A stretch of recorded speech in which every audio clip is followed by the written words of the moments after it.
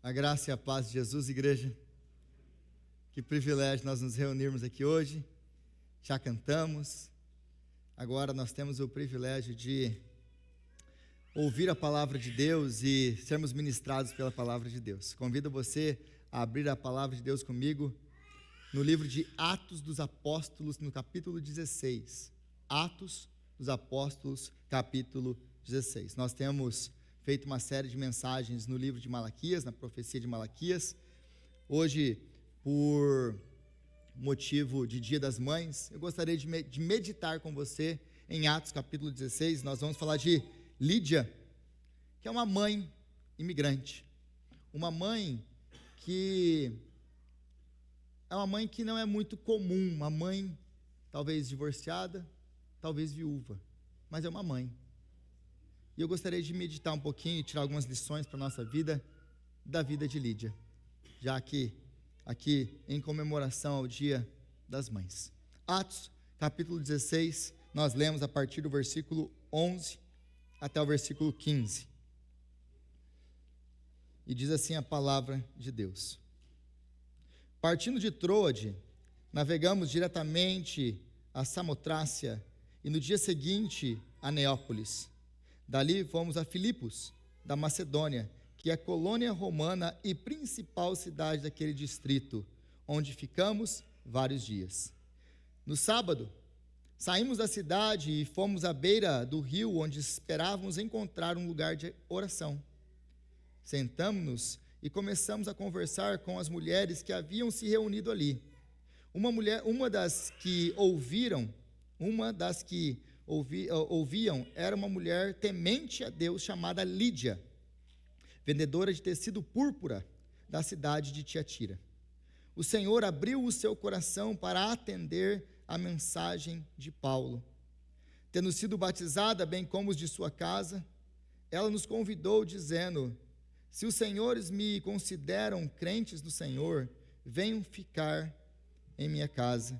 E nos convenceu. Palavra de Deus. Então hoje nós queremos meditar um pouquinho sobre a vida de Lídia, né? Mas todo o capítulo 16, só para você ter um pouco de contexto do capítulo 16 do livro de Atos, que nós já estudamos eles a fundo há anos atrás, nós cobrimos todos os capítulos de Atos, mas o capítulo de Atos ele pode ser colocado dessa maneira: o que acontece quando o verdadeiro evangelho é pregado? Porque no capítulo 16 do livro de Atos, nós temos 3 histórias de conversão, ou 3 histórias de encontros sobrenaturais com Deus. Nós temos o primeiro encontro, a primeira conversão, aqui nós temos Lídia. Lídia, então, ela escuta o evangelho ser pregado e ela se converte ao Senhor. Ela tem o seu coração aberto à palavra. Mas a próxima perícope que nós temos aqui, se você continuar a leitura, você vai ver que nós temos a história da menina que era endemoniada. A menina que ela tinha um espírito de profecia. Era escrava e os seus donos ganhavam muito lucro por causa das suas profecias. Mas Paulo se irrita num certo momento com aquilo e ele expulsa aquele demônio que fazia essas profecias satânicas. E vendo então aqueles donos que eles não poderiam mais ganhar dinheiro através dela, eles então acusam Paulo, né, de estar ali causando problemas na cidade, e eles vão presos. Então, você vê que a segunda perícope vai nos mostrar que quando o verdadeiro evangelho está sendo pregado, existe também libertação. Então, quando o evangelho é pregado, existe conversão. Lídia. Quando o verdadeiro evangelho é pregado, existe libertação. Os cativos são libertos. Mas a terceira coisa que esse texto vai nos mostrar no capítulo 16 é que quando o verdadeiro evangelho é pregado, existe também transformação. Transformação. Porque o próximo episódio é o episódio do carcereiro. Tem ali Paulo e Silas na prisão que estão cantando e adorando o Senhor, como nós acabamos de fazer aqui. Então, a cadeia, ela deu um terremoto, tudo se abre, e o carcereiro ali, pensando que todo mundo tinha escapado, ele decide tirar a sua vida, e Paulo fala: não faz isso, nós estamos todos aqui. Então ele prega o evangelho para ele, e aquele homem que antes jogou Paulo de uma maneira bruta na prisão, agora está lavando suas feridas. Então, o capítulo 16 do livro de Atos vai nos mostrar que quando o verdadeiro evangelho é pregado, nós temos conversão, nós temos libertação, nós temos transformação. E é isso que Deus fez nas nossas vidas, através do sangue de Cristo Jesus. Mas eu quero me ater nos primeiros versículos que nós lemos aqui, do versículo 11 ao versículo 15. E se você voltar comigo, versículo 11, partindo de Troade, navegamos diretamente a Samotrácia, e no dia seguinte a Neápolis. Dali fomos a Filipos, na Macedônia, que é colônia romana e principal cidade daquele distrito, onde ficamos vários dias. É interessante notar aqui, que partindo então Paulo de Troade, ele vai navegar, ele chega a Samotrácia, e ele não para em Samotrácia, ele continua, ele passa em Neápolis, ele não para em Neápolis, mas ele chega a Filipos, na Macedônia, e ali ele para. E ele fala uma coisa aqui para nós, né? Lucas registra isso aqui, ele diz, e é interessante que aqui, deixa eu abrir um parênteses aqui, capítulo 16 de Atos, é onde Lucas entra na história, porque ele para de registrar então, eles como se fossem eles fazendo, agora ele entra o nós aqui, né? Nós, é onde ele está, agora eu estou junto com ele na viagem. Essa mudança aqui de pronome vai mostrar para nós que Lucas entrou aqui no barco, ele estava junto com Paulo então. Eles passam por tudo isso e eles chegam a Filipos. Mas é um detalhe interessante que quando chega a Filipos, diferente de Samotrácia ou de Neápolis, aqui Filipos é a colônia romana e principal cidade daquele distrito. Mas é interessante que Filipos era uma cidade pequena, por volta de 5.000 a 10.000 habitantes.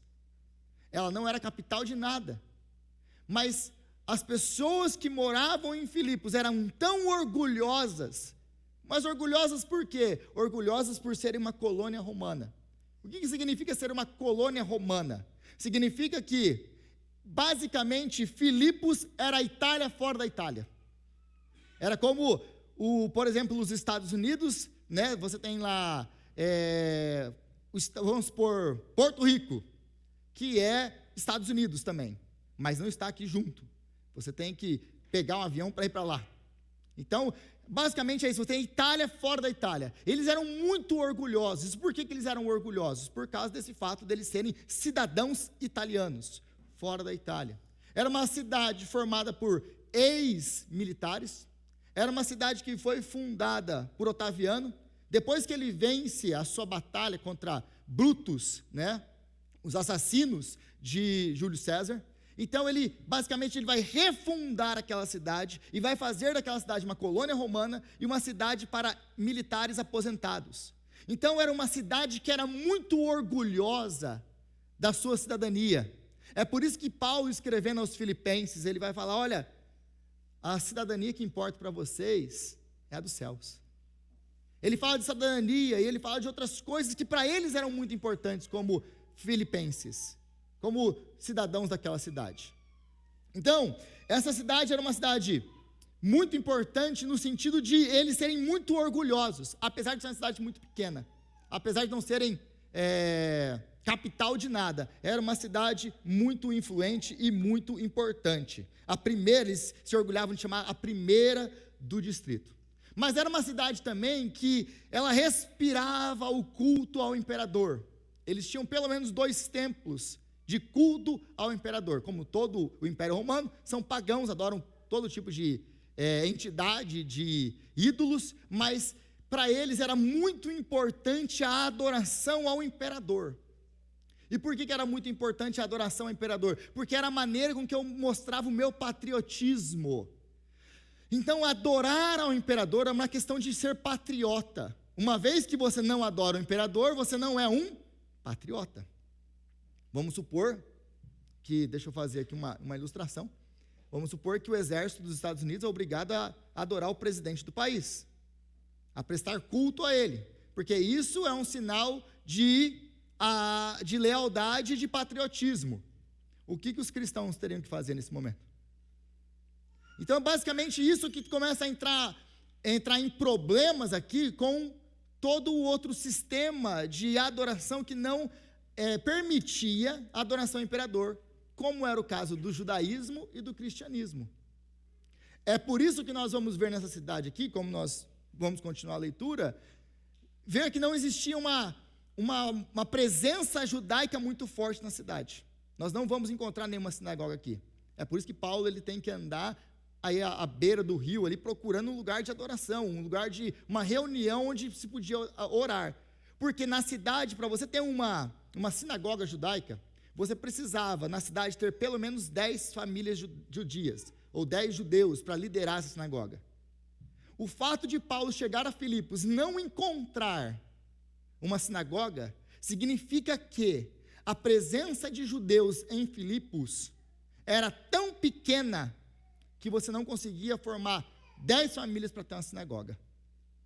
Por que os judeus eram que eles não queriam estar em Filipos? Por causa de todo esse contexto da cidade.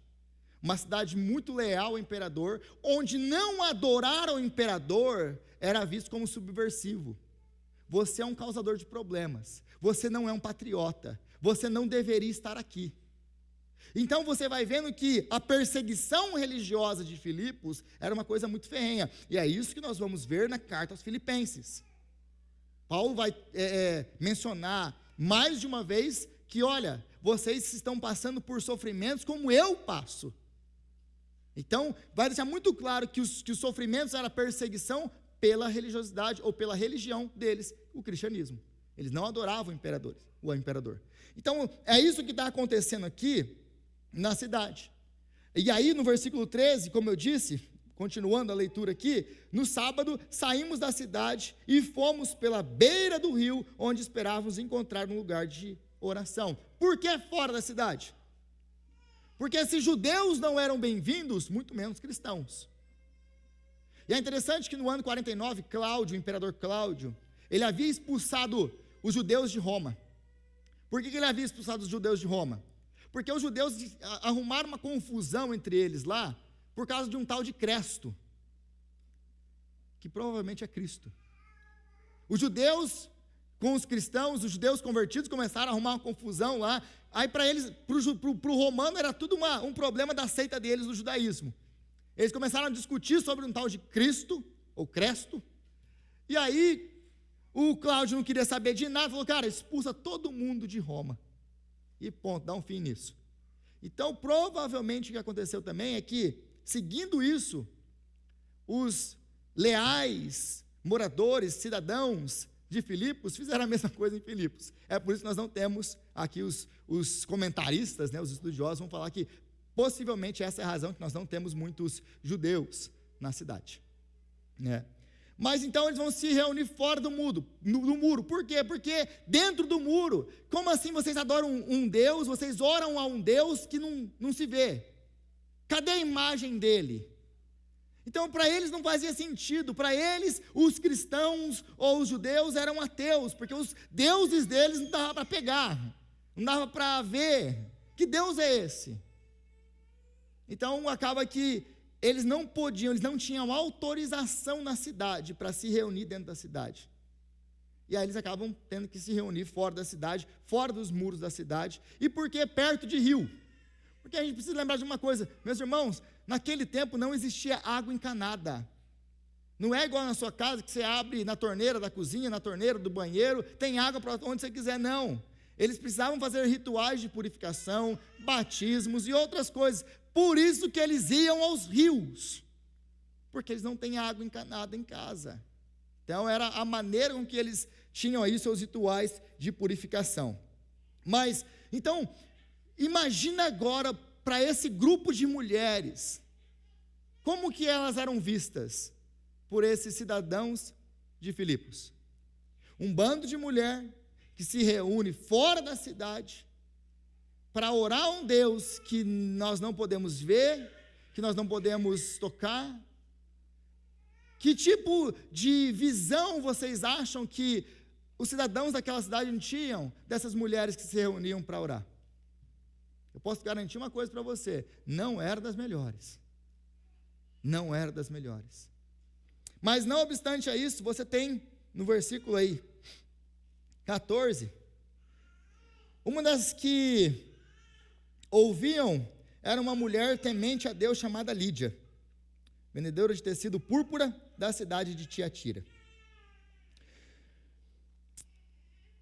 E essa mulher, então, ela se reúne a essas mulheres.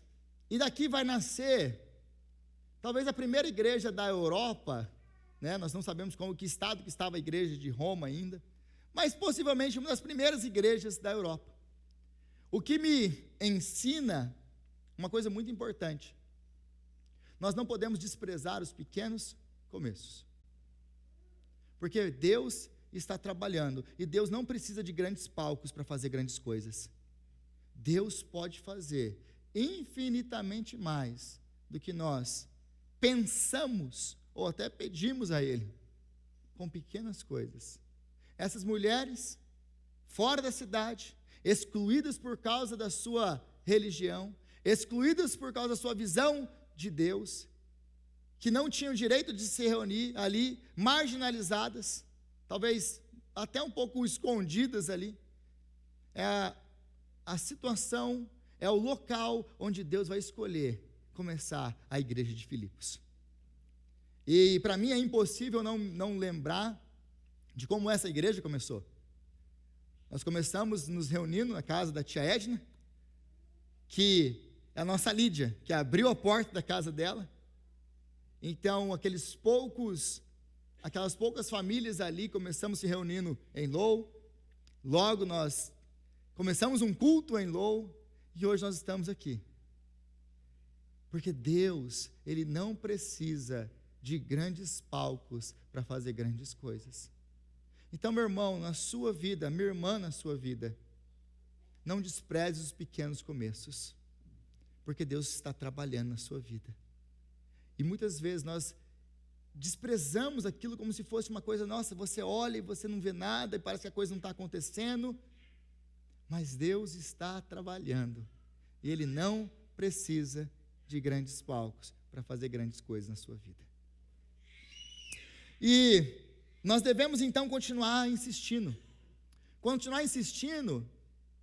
em trazer os nossos filhos para a igreja. Hoje, Dia das Mães, quantas vezes eu vejo mães sozinhas na igreja, trazendo seus filhos à igreja, insistindo que os seus filhos sejam expostos à palavra de Deus.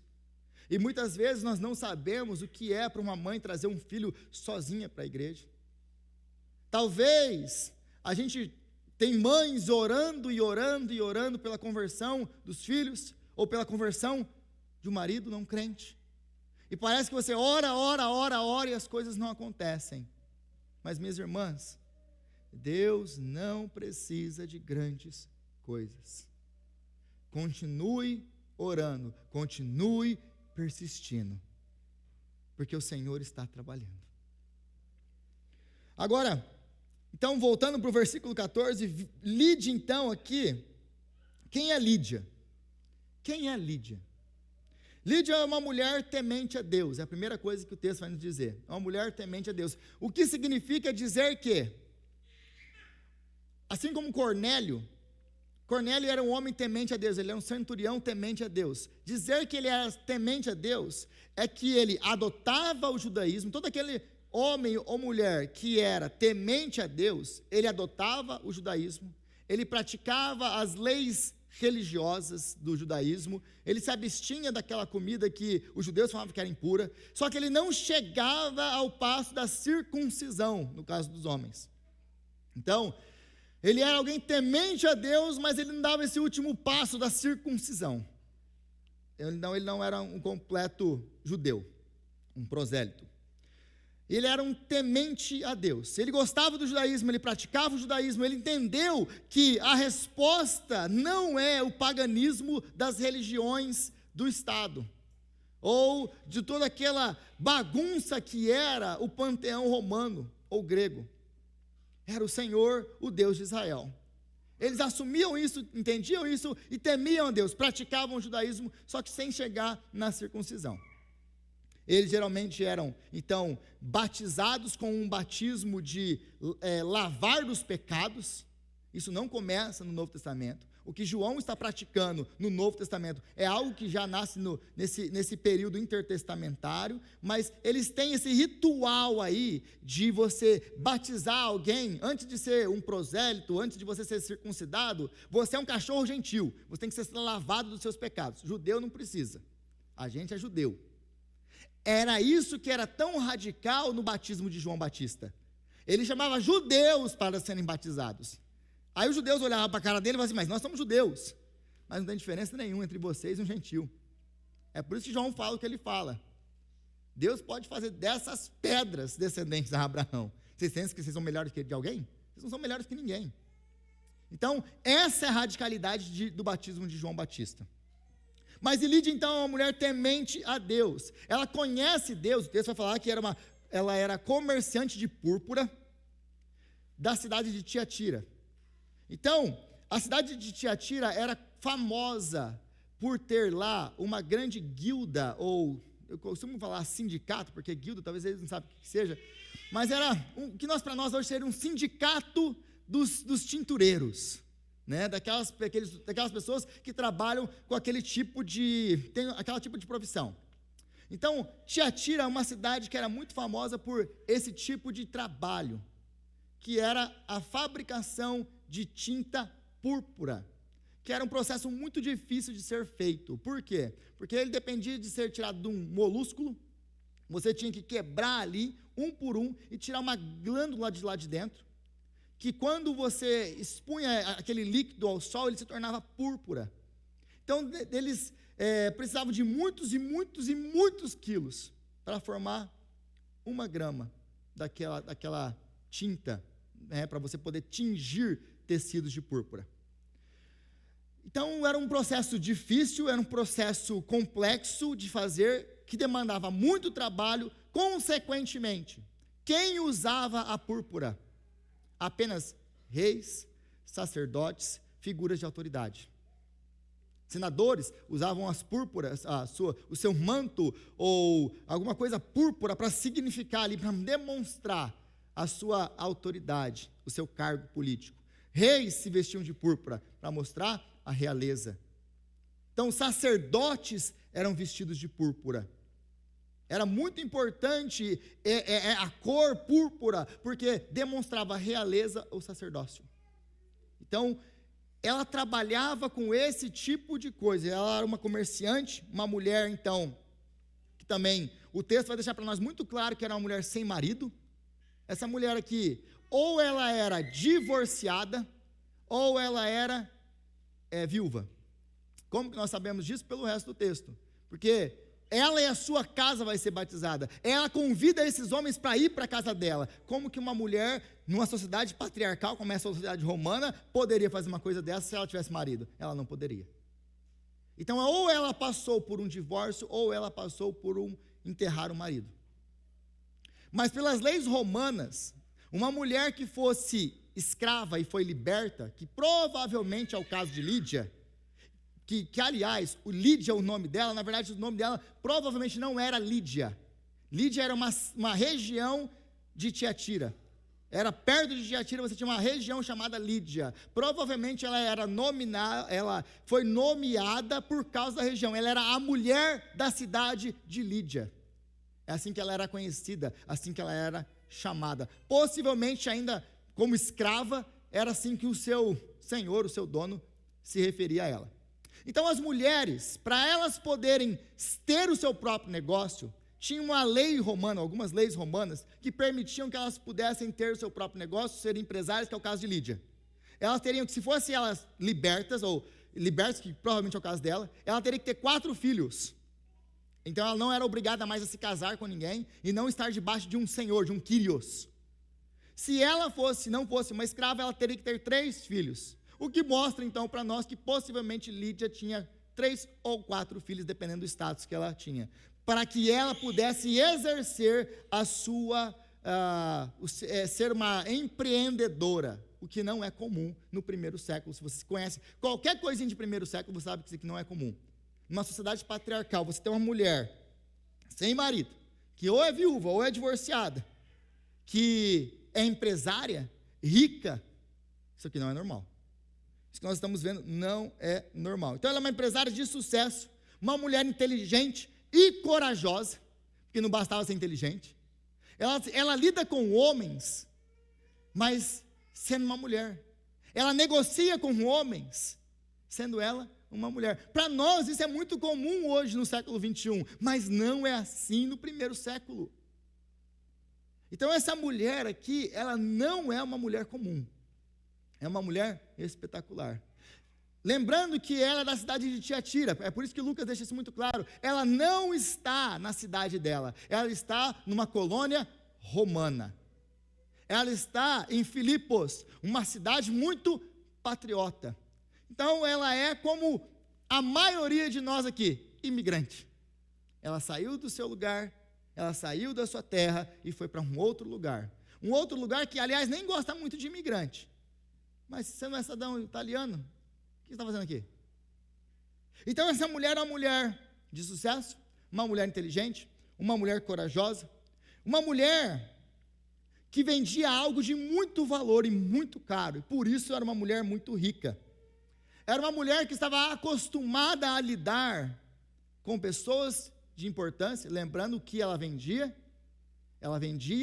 púrpura, tecidos púrpura, para pessoas influentes e ricas. Ela conhecia pessoas importantes pelo nome.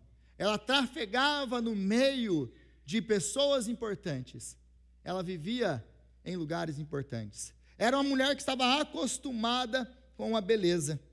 Era uma mulher que sabia o que era a beleza e trafegar pelos corredores aí do poder. Mas essa mulher, então, a mulher não é uma mulher comum nesse primeiro século. Aliás, mulheres empresárias bem-sucedidas, ainda hoje, para muitas pessoas é um tabu. Ainda hoje elas têm que se destacar muito. Ainda hoje existe muito preconceito. Nós estamos falando de 2000 anos atrás. Nós não estamos falando de hoje. Ainda hoje é assim. Então, é uma mulher sozinha, que cuida da sua casa sozinha, que lidera a sua casa sozinha, que toma as suas decisões sozinha. E em tudo isso, apesar de tudo isso que ela tem, de tudo isso que ela acumulou, ela não olha para essas coisas como se fosse alguma coisa que a garantisse. Porque provavelmente lá em Tiatira, a cidade dela, ela teve um encontro com o judaísmo. Ela conheceu o judaísmo, ela foi atraída pelo judaísmo, ela entendeu o judaísmo. E agora, no sábado, ela sai da cidade, ela entra pela porta e sai, e ela vai para o lugar de oração daquelas mulheres. Mas para ela ir para esse lugar de oração, ela está arriscando tudo. Porque essa é uma mulher que ela não tem medo do que os outros pensam dela por causa da fé dela. Essa é uma mulher que ela não tem medo de perder os negócios dela ou de perder algum contrato por causa da fé dela. Ela não negocia a sua fé. Ela não é apenas corajosa para fazer negócios, ela é corajosa para assumir diante de uma população hostil que ela se identifica com Deus, que o Senhor é o Senhor da vida dela, independente do que aconteça. Ela não abre mão. É uma mulher que ela não vai pensar duas vezes em se identificar e falar: eu adoro o Senhor, o Deus criador dos céus e da terra, e eu não adoro o imperador. Lembrando aonde ela anda. Então, o fato de Lídia se associar aqui com o judaísmo já era um problema para ela. O fato dela sair para orar com outras mulheres que também oravam ao Deus de Israel era um problema para ela. Mas nada disso a impede de buscar a Deus. Então nós temos o processo de conversão de Lídia. Qual é o processo de conversão de Lídia? Lídia, num primeiro momento, ela é pagã, como todo nascido no Império Romano, né, fora judeus, eram pagãos, adoravam outros deuses, viviam em busca de outros deuses. Mas o paganismo é interessante que você busca as entidades que podem te dar aquilo que você quer. Por exemplo, você quer ter filhos, tem lá o Deus que é o doador de filhos, né? Você quer ficar grávida, você vai lá, sacrifica com aquele Deus e você vai ficar grávida. Quer dizer, você não sabe, porque a gente nunca, eles não tinha como saber se Deus ia acertar a sua oferta lá, os deuses iam acertar a sua oferta ou não. Então era um negócio meio incerto. Você podia dar as suas ofertas, vamos ver se esses deuses vão te abençoar aí com o que você quer. Então, era uma coisa de troca. Eu não buscava os deuses, eu não adorava os deuses por gratidão, ou porque era legal adorar os deuses. Não, eu adorava os deuses, eles adoravam os deuses, por quê? Porque os deuses vão me dar aquilo que eu quero. Então, eu não estou buscando adorar a Deus, eu estou buscando fazer o quê? Aquilo que eu quero, ter alguma coisa, usar esse Deus que dá essa coisa, para me dar o que eu quero. É um sistema de troca. Então ela entende o judaísmo, e ela encontra o judaísmo, e no judaísmo, ela então, primeiro, no paganismo ela vive para ela mesma. Agora no judaísmo é diferente. O judaísmo você tem que viver uma vida piedosa, para agradar a Deus e Ele te abençoar. Então ela passa agora a viver essa vida piedosa ao Deus de Israel, obedecendo o judaísmo, para que então ela possa ser abençoada por Deus. Mas aí ela encontra com o apóstolo Paulo, um dia, na beira de um rio.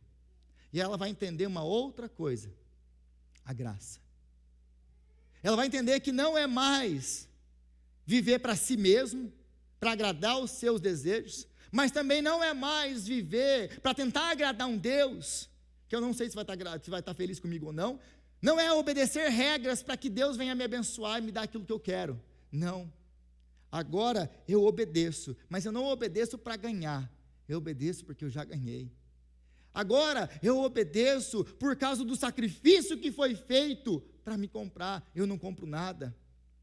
Agora é graça, é tudo graça. Então eu não busco mais Deus para que Ele venha me dar alguma coisa, Ele já me deu tudo.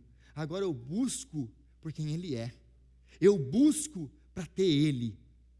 A grande bênção é Ele, não são bênçãos materiais. Ele é a verdadeira bênção. Então existem dois caminhos para nós geralmente, dois caminhos que as pessoas geralmente seguem. Nós temos o caminho aí de viver para mim mesmo, como Lídia no paganismo, né? Viver para buscar a minha própria felicidade, e aí eu vou usar aquilo que eu tiver que usar para poder alcançar a minha felicidade. Algumas pessoas vivem assim. Esse é o não religioso. Mas nós temos então o religioso, e o religioso, agora ele vive para a religião, ele vive tentando merecer a aprovação de Deus, para que Deus então venha abençoar os meus esforços, para que Deus venha me dar aquilo que eu quero. Nesse caso você não está buscando a Deus, você não está adorando a Deus, você está usando a Deus. Deus é apenas o meio pelo qual você está usando para conseguir aquilo que é o seu verdadeiro Deus, que não é Deus. É apenas uma troca. Mas então nós temos o caminho do Evangelho da Graça, que é onde nós vemos Cristo, aquele que viveu uma vida completa de obediência, de perfeita obediência ao Pai. Uma vida que para nós era impossível ser vivida, mas Ele viveu. Mas ao invés de receber a bênção e a aprovação, Ele recebeu condenação e morte, porque Ele estava tomando sobre Ele os nossos pecados, e colocando sobre nós a justiça dEle, para que nós pudéssemos ser tratados como filho de Deus. O Filho de Deus teve que ser castigado, como todos nós merecíamos. Então ela entende a graça. E no dia que ela entende a graça, no dia que ela entende a beleza do Evangelho, Lídia, que era uma mulher que estava acostumada com a beleza, ela andava nos corredores da beleza, era uma mulher que vendia beleza, era uma mulher que trabalhava com a beleza, mas no dia que Lídia encontrou a beleza do Evangelho, todas as outras belezas perderam sentido para ela. No dia que Lídia entendeu a beleza do Evangelho, a única beleza agora que atraiu seus olhos era a beleza do Evangelho. Então ela deixou e abandonou todas as outras belezas. E é interessante porque o texto aqui insiste, né? Ela era uma vendedora de púrpura. E é interessante que, se você entendeu o que eu falei sobre a púrpura, apenas reis e sacerdotes usavam púrpura. Mas é interessante que, quando nós vamos para o livro de Apocalipse, no capítulo 1, no capítulo 5, o livro de Apocalipse vai dizer que ele morreu, e diz assim: aquele que nos ama, e em quem o seu sangue nos lavou dos nossos pecados e nos fez reis e sacerdotes para Deus, o seu Pai. O que basicamente Apocalipse está nos dizendo aqui é que Deus nos vestiu todos de púrpura. Aquilo que antes era para uma minoria, para uma pequena elite, para reis e sacerdotes pagãos, agora Deus, para todo crente, Ele fez você e eu nos vestirmos com mantos reais e sacerdotais. Aquilo que antes era apenas para uma minoria, Ele deu para todo crente, porque Cristo Jesus, o nosso Senhor, foi despido das suas vestes. E se você lembra dos evangelhos, depois, na hora que estavam caçoando dele, colocaram sobre ele um manto púrpura e diziam: profetiza, rei, e adoravam ele, né, zombando dele, adoravam ele: salve o rei dos judeus. É porque ele foi despido, humilhado, é que nós podemos ser vestidos daquilo que antes era apenas para uma pequena minoria. E é interessante porque talvez você não conhece o Júlio, né? O Júlio, o nome da banda dele é Purples, ou Púrpura, né? E eu não conversei com ele sobre isso, né? Eu estava pensando sobre isso hoje, na hora que ele falou o nome da banda eu não sei qual é a razão do nome, mas faria total sentido para mim agora entender o porquê essas coisas se conectam. Como essas coisas se conectam. Ele nos vestiu a todos de púrpura, através de Jesus Cristo, nosso Senhor. Mas a pergunta que fica para nós é: qual é a beleza que tem cativado o seu coração? Muitos de nós é cativado pela beleza do poder. Muitos é cativado pela beleza do dinheiro, do sexo, da popularidade e de tantas outras belezas que nós queremos nos vestir para ficar parecendo mais bonitos. Qual é a beleza que tem atraído você? Porque enquanto você tentar se vestir dessas coisas, a beleza de Cristo, ela vai ficar ali, sempre de lado.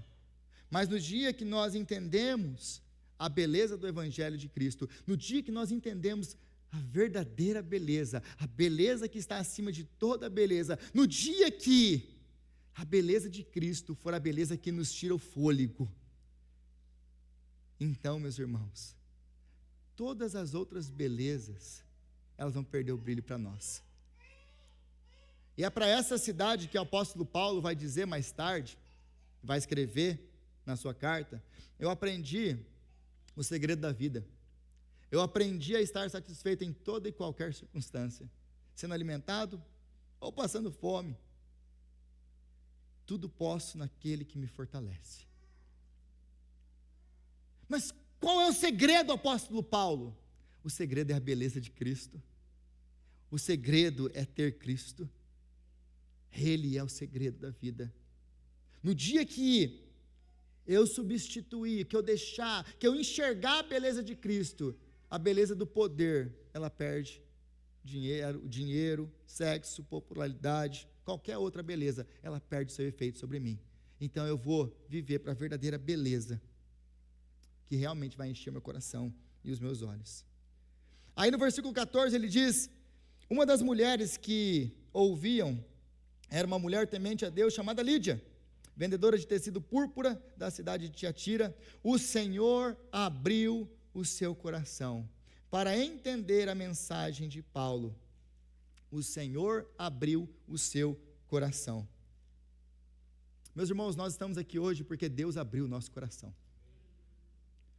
Nós não estamos aqui porque nós somos mais inteligentes do que ninguém, porque nós somos mais capazes do que ninguém. Meus irmãos, o apóstolo Paulo está pregando para essas mulheres, e o texto vai dizer, não é a eloquência de Paulo, não é o conhecimento de Paulo. Você tem noção do que era poder ouvir o apóstolo Paulo explicando a palavra de Deus, explicando o evangelho? Quantos de nós não gostaria de sentar e ouvir uma pregação do próprio Paulo? Mas o que o texto está falando para nós aqui, que não era Paulo, nunca foi Paulo, é a graça, é Deus operando em nós salvação, e se Ele abrir o nosso coração, então nós vamos entender o evangelho. Então Deus abriu o coração dela, é Deus quem abre o coração para a salvação, não foi uma escolha, não é nada que nós fazemos, é graça de Deus. A salvação pertence ao Senhor, e só Ele. Então, mães, eu tenho uma boa notícia para você, e para os pais também. Quem abre o coração dos nossos filhos é o Senhor. Eu sei que muitas mães se preocupam com a vida dos seus filhos, e a gente às vezes ora pelos nossos filhos, e se preocupa com os nossos filhos. Será que tem fé salvadora? Será que entendeu o evangelho?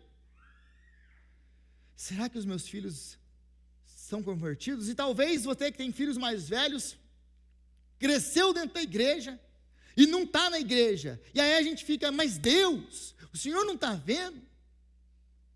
Deixa eu lembrar você uma coisa, meu irmão, minha irmã, pai e mãe, quem abre o coração dos nossos filhos é o Senhor. Não é trabalho nosso abrir o coração de ninguém. Se o apóstolo Paulo não podia fazer isso, esquece, nós muito menos. Mas glória a Deus, porque esse trabalho é a obra do Espírito Santo, que abre o coração dos nossos filhos. O nosso trabalho é o quê? É pregar. O nosso trabalho é o quê? É trazer para a igreja. O nosso trabalho é fazer o nosso trabalho de paz, enquanto nós podemos, enquanto está debaixo da nossa asa, do nosso teto. Depois, continuamos confiando no Senhor, porque Ele nos prometeu que se nós fizéssemos isso, o Senhor ia alcançar os nossos filhos, porque a promessa é de vós e dos vossos filhos. A semente está sendo plantada, mas quem abre o coração é o Senhor. E aí o versículo 15, para concluirmos, diz que, tendo sido batizada, bem como os de sua casa, ela nos convidou dizendo, se os senhores me consideram crente no Senhor, venham ficar na minha casa, e nos convenceu.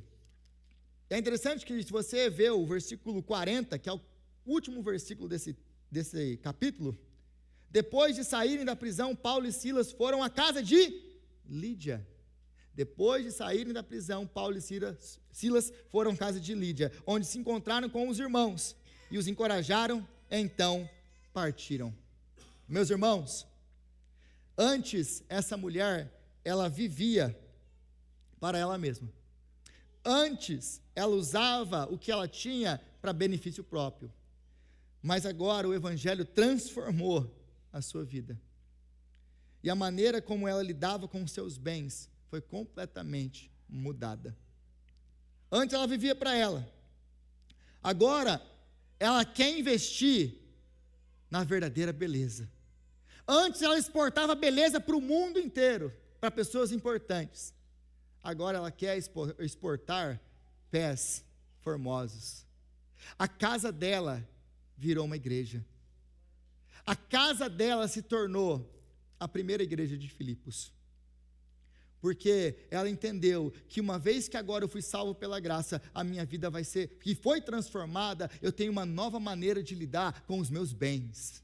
Uma nova maneira de lidar com a minha vida. Agora eu tenho novas prioridades. A minha prioridade não é mais ganhar dinheiro. A minha prioridade não é mais viver para essas coisas. A minha prioridade agora é viver para a beleza do Evangelho. Antes, ela queria vestir pessoas importantes de beleza externa. Agora ela quer que pessoas tenham um encontro com a verdadeira beleza que pode transformar o interno. É isso que ela quer fazer. E é isso que nós podemos aprender com Lídia. Eu espero que tenha abençoado a sua vida. E eu digo então um feliz Dia das Mães para essas mães guerreiras como Lídia, essas mães que vivem muitas vezes dificuldades como as de Lídia, essas mães que oram como Lídia, que se dedicam como Lídia. Que a beleza do Evangelho seja a beleza que cativa o coração de você, mãe, dia após dia. Senhor, nós te adoramos, Senhor, pela tua palavra, te agradecemos e bendizemos o teu santo nome, porque nós temos o privilégio de poder aprender com a sua palavra hoje. Agora, Pai, nós pedimos ao Senhor que o Senhor venha nos dar graça, para a gente poder viver. Nós que fomos alcançados pela beleza do Evangelho, nós que fomos transformados pela beleza do Evangelho, como Lídia foi, que o Senhor venha nos ajudar também a viver uma vida focada no Senhor e no seu reino, para que as nossas vidas, para que aquilo que o Senhor colocou nas nossas mãos, venha mesmo ser transformado em glória para o teu santo nome. É a nossa oração em nome de Jesus. Amém e amém.